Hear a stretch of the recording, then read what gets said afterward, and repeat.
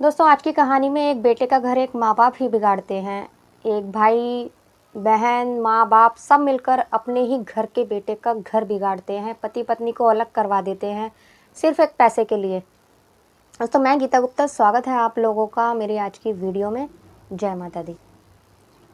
दोस्तों, एक लड़की होती है, उसका नाम राधिका होता है और एक लड़का होता है, उसका नाम रमेश होता है। जो रमेश होता है, वो बहुत ही अच्छा लड़का होता है, काम करने वाला, घर को सँभालने वाला। 4 भाई होते हैं वो, लेकिन जो रमेश होता है, वो सबसे अच्छा घर का लड़का होता है। अपने माँ-बाप को देखता है, घर का पूरा ध्यान रखता है, अपने सारे पैसे घर वालों को देता है। उसकी शादी होती है राधिका नाम की लड़की से, जो कि लड़की भी बहुत अच्छी होती है, घर सँभालने वाली होती है। साथ ही लड़की के माँ-बाप होते हैं, कोई किसी के ऊपर थी। उसकी एक बहन और होती है बड़ी, लेकिन उसकी शादी बहुत दूर होती है, तो उसकी बहन आती-जाती नहीं है माँ-बाप के पास। राधिका पास में ही रहती थी, तो इसीलिए राधिका के ऊपर ही उसके माँ-बाप की ज़िम्मेदारी होती होती है। तो घर वाले जो होते हैं, वो अपने बेटे को आए दिन राधिका के खिलाफ भड़काते रहते हैं। बेटा बॉम्बे में काम करता था, ये झारखंड की घटना है। जब वहाँ काम करता था, तो काम करके वो मुश्किल से 2-4 दिन के लिए अपने घर आता था, और जो राधिका थी, वो भी अक्सर अपने मायके में ही ज़्यादा रहती थी अपने माँ-बाप के साथ, क्योंकि उसका पति घर में नहीं रहता था और घर वाले उसे ज़्यादा पसंद नहीं करते थे। और जब भी लड़का आता था, तो घर वो भी अपनी पत्नी के साथ अपने ससुराल में ही रहता था ज़्यादातर।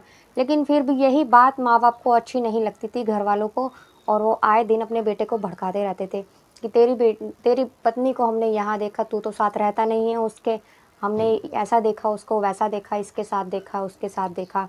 आए दिन उसके साथ उल्टी-सीधी बातें करते थे उसके बारे में और अपने बेटे को भड़काते रहते थे और अलग करवाना चाहते थे उसकी पत्नी को। तो आपस में सलाह बनाते हैं सारे माँ-बाप, भाई-बहन सारे मिलके आपस में सलाह बनाते हैं, कहीं ऐसा ना हो कि जितना भी ये पैसा कमाता है, जितना भी इसने जोड़ रखा है, सब कुछ अपनी पत्नी के ही नाम कर दे, अपने ससुराल वालों के नाम कर दे। कुछ ना कुछ ज़रूर करना पड़ेगा। तो वो लोग सलाह बनाते हैं और उसको बहुत ज़्यादा भड़काते हैं, हद पार कर देते हैं कि उन दोनों को अलग करवा देते हैं, पति-पत्नी को। राधिका और रमेश को दोनों को अलग करवा देते हैं। अब राधिका अपने माँ-बाप के पास ही रहती है। दोनों का डिवोर्स हो जाता है, अलग रहने लगते हैं। अब पति जो था, पहले आया भी करता था अपनी पत्नी के बहाने से, अब वो साल में मुश्किल से 15 दिन के लिए अपने घर आया करता था, अपने माँ-बाप के पास।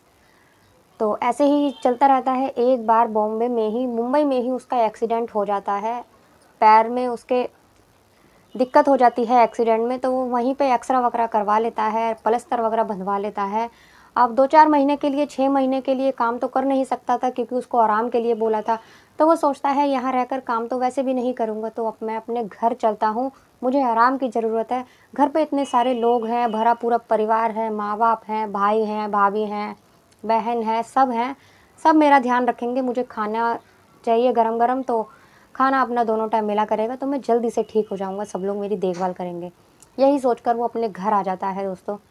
जब वो अपने घर आता है, तो सब लोग बोलते हैं कि क्या ज़रूरत थी आने की, वहीं रहते और वहाँ अच्छे-अच्छे हॉस्पिटल है, वहीं इलाज करवाते। तो वो कहता है कि मैं अपनी सारी दवाइयाँ वगैरह सब कुछ लेके आया हूँ, अपना प्लास्टर वगैरह सब बँधवा के आया हूँ, मुझे दवाई वगैरह कुछ नहीं लेनी, मुझे सिर्फ़ दोनों टाइम टाइम से खाना चाहिए और आराम चाहिए और कुछ नहीं चाहिए। दोस्तों, ऐसे करके वो रहने लगता है। घर वालों का व्यवहार धीरे-धीरे बदल जाता है, क्योंकि वो कमा नहीं रहा था, पैसे देना बंद कर देता है और ऐसे-ऐसे करके 6 महीने बड़ी मुश्किल से बीतते हैं। 6 महीने उसका प्लास्टर ठीक उतरा ही था, वो ठीक से चलने भी नहीं लगा था कि घरवाले दोबारा से मुंबई जाने का दबाव बनाने लगते हैं उसके ऊपर कि तू जा, कमा कर ला, घर में पैसों की दिक्कत है, खाना कहाँ से बनाएँ? उन लोगों ने बहुत परेशान रमेश को कर दिया था। वो अपने घरवालों की सच्चाई जान चुका था कि मेरे घरवाले सिर्फ़ मुझसे प्यार नहीं करते, मेरे पैसे से ही प्यार करते हैं। और वो फिर अपने घरवालों को बोलता है, मैं अब यहाँ से जा रहा हूँ और मुझसे बात करने की, और तुम्हें अब 1 रुपया भी नहीं दूँगा, तुम लोगों को कुछ नहीं करूँगा, मैं अपना खुद देखूँगा, तुम अपना देखो, मैं अपना देखूँगा। और आज से वो बँटवारा वग़ैरह करवा लेता है, अपना हिस्से का पैसा लेकर वापस चला जाता है और जाने के बाद अपना एक मकान अलग से, उसने भी जब वो कमाता अच्छा था, 30-40 हज़ार रुपए कमाता था, तो उसने अलग से सेविंग भी कर रखी थी 5-6 लाख की, तो वो अलग से अपना मकान बनवाने लगता है। जब वो अकेला पड़ जाता है बिल्कुल, तो उसे अपनी पत्नी की याद आने लगती है। 11 साल बीत चुके थे इस बात को, उसे अपनी पत्नी की याद आने लगती है। तो वो सोचता है कि मैं जिस गाँव में उसकी पत्नी थी, वो वहाँ जाता है तो उसकी पत्नी जहाँ उसे छोड़ने जाया करती थी बस स्टैंड पर, वहाँ वो काफ़ी देर खड़ा रहता है, बाइक से जाता है, मास्क लगाकर, हेलमेट लगाकर। वो वहाँ देखता रहता है, इंतज़ार करता रहता है, आधा घंटा वहाँ खड़ा रहता है, चाय वगैरह पीता रहता है चाय की दुकान पर। जब उसे कोई दिखाई नहीं देता तो वो अंदर जाता है, गाँव के बीच में उसका घर पड़ता था राधिका का। जब वो वहाँ जाता है तो घर के ठीक सामने जाकर खड़ा हो जाता है बाइक पर, और राधिका के माँ-बाप बूढ़े हो चुके थे, वो बाहर ही बैठे थे, उसके पापा बाहर बैठे हुए थे और उसकी माँ थोड़ा-सा कुछ काम कर रही थी बाहर ही। जब वो काफ़ी देर 10-15 मिनट वहाँ खड़ा रहता है, देखता रहता है कि कोई और निकल के आए, राधिका निकल के आए। जब कोई निकल के नहीं आता, तो राधिका की माँ उसके पास जाती है और पूछती है कि भैया आपको किससे मिलना है, किसके घर पर जाना है? तो वो कहता है कि मुझे कहीं नहीं जाना, मुझे यहीं किसी को देखने आया था बस। तो वही 5 मिनट और रुकता है, जब नहीं आता तो वो वहाँ से वापस चला जाता है, वापस जाने लगता है। वापस जाता है, थोड़ी दूर चलता है, लेकिन उसे राधिका की याद आ रही थी। वो यही उसके मन में बार-बार यही आ रहा था कि मुझे कोई आवाज़ लगा रहा है पीछे से, जैसे कि कोई उसे कह रहा है कि रुक जाओ। 5 मिनट गाड़ी चलाता था, बाइक चलाता था, वो फिर पीछे मुड़कर देखता था, उसका जाने का मन नहीं कर रहा था। जब वो बहुत दूर चला जाता है, तो फिर से उसका मन करता है अब दोबारा तो इधर आना नहीं होगा, क्यों ना एक बार वापस चलूँ। तो वो एक बार वापस आता है, वो अब खेत में जाने की कहता है, जहाँ राधिका के साथ वो जाया करता था, जहाँ घूमा करता था। कितनी-कितनी देर राधिका और वो वहाँ जाया करते थे, तो वो सोचता है कि वहाँ जाकर देखता हूँ। वो अपनी बाइक लेकर जब वहाँ जाता है, तो एक औरत बकरियों को चरा रही होती है, 8-10 बकरियाँ होती हैं, उसके छोटे-छोटे बच्चे होते हैं। उस औरत के हाथ में भी एक छोटा-सा बच्चा होता है, जिससे वो प्यार कर रही होती है। तो वो सोचता है, हो सकता है यहाँ ये औरतें हैं, इन्हीं में मेरी राधिका हो।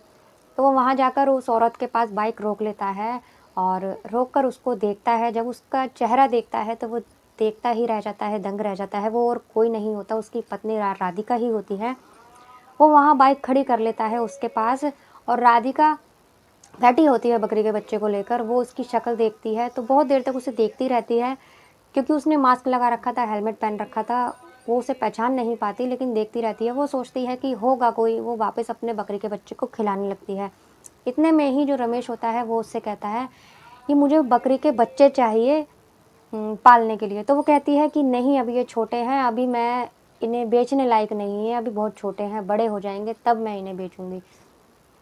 तो वो कहता है कि नहीं, मुझे भी पालने के लिए ही चाहिए, मुझे छोटे बच्चे ही चाहिए, बड़े नहीं चाहिए। राधिका उसकी आवाज़ पहचान लेती है, जब वो उसकी तरफ देखती है तो उससे कहती है, प्लीज़ आप अपना हेलमेट उतारो। तो वो कहता है, मैं कोई गुंडा वगैरह नहीं हूँ, जो आप चोर नहीं हूँ, जो आप हेलमेट उतारने को कह रही हैं। तो वो कहती है कि नहीं, प्लीज़ आप अपना हेलमेट उतारो। तो वो बाइक खड़ी करता है, बाइक से उतर कर खड़ा होता है, अपना हेलमेट उतारता है। तो राधिका कुछ नहीं देखती, वो राधिका को देखता है। राधिका के सिर्फ़ सिंदूर लगा होता है, ना ही कोई गहना पहना होता, ना ही कुछ, ऐसे ही सादा सिंपल थी वो, पहले के जैसी ही थी, बहुत सुंदर थी। तो वो उसके गले लग जाती है और रोने लगती है ज़ोर-ज़ोर से। वो उससे कहता है, चुप हो जाओ, देखो सब देख रहे हैं। दूर खड़ी 2 औरतें होती हैं, दूर जो उन्हीं की तरफ आ रही होती हैं। जब वो पास आ जाती हैं तो एक राधिका की चाची होती है और एक पड़ोस की ही औरत होती है। वो जब उसको देखती है तो कहती है, भैया आप कहाँ चले गए थे, और राधिका कितना इंतज़ार किया इसने आपका। वो उसको बोलती हैं, अब तुम्हारे तो बच्चे होंगे, इतने साल हो गए अलग हुए हुए, बच्चे भी होंगे, बीवी भी होगी, अब क्या करने आए हो इधर?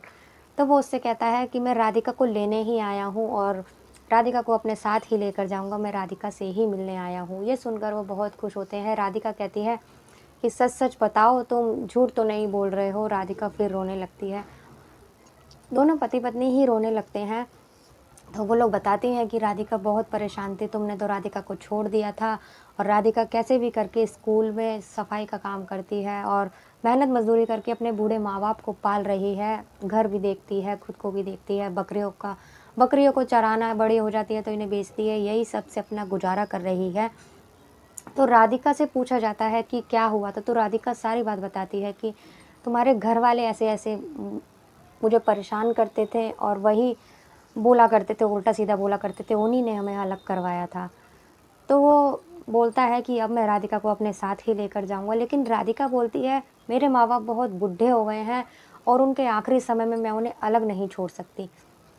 तो वो कहता है कि नहीं, मैं उन्हें अलग करने की नहीं कह रहा हूँ, मैंने अपने घर वालों से रिश्ता तोड़ लिया है, क्योंकि मुझे उनकी सच्चाई पता लग गई है और मैं अब उनके साथ नहीं रहता, मैं अलग से अपना मकान बनवा रहा हूँ एक छोटा-सा, उसी में तुम्हारे माँ बाप को मैं अपने साथ ही रखूँगा, बस अभी मकान बन रहा है, 1-2 महीने में तैयार हो जाएगा, तो हम सब वहीं जाकर रहेंगे, अभी तुम यहीं रहो। 2-4 दिन वो भी उसके साथ रहता है और फिर वो चला जाता है।